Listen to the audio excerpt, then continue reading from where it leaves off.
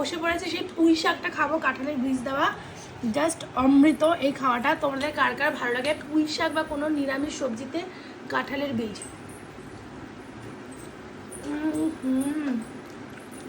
দারুণ, অমৃত অমৃত, সেই স্বাদ হয়েছে, দুর্দান্ত হয়েছে, ভীষণ টেস্টি হয়েছে। তাহলে এটা খাই। তারপর এখানে কিন্তু আছে মাছের ঝোল, রুই মাছের ঝোল, সেটাও খাবো সাথে লেবু দিয়ে। পুঁই শাক দিয়ে খাওয়া হয়ে গেছে, এবার হচ্ছে রুই মাছের ঝোল।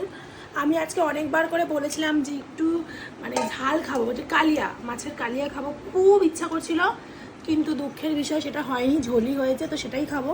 তো আমার কিন্তু বাবা ওরকম কোনো ব্যাপার নেই যে খাওয়া নিয়ে এটা খাবো না ওটা খাবো না, যা হয় তাই খাই, মনের মতন হলে ভালো, না হলে যা হবে সেটাই আমি খেয়ে নিই। তো চলো এটা খেয়ে তোমাদেরকে এবার বলবো যে কেমন টেস্ট হয়েছে। জিভে জল চলে এসে, পুঁই শাকটা হেভি হয়েছিল, খুব ভালো হয়েছে, দারুণ। তার সঙ্গে এখানে পেঁয়াজ আছে, লেবু টিপে নিয়েছি। তো চলো খাওয়াটা আজকে দারুণ। তোমাদের বাড়িতে দুপুরবেলা কী কী মেনু অবশ্যই কমেন্ট করে জানাবে।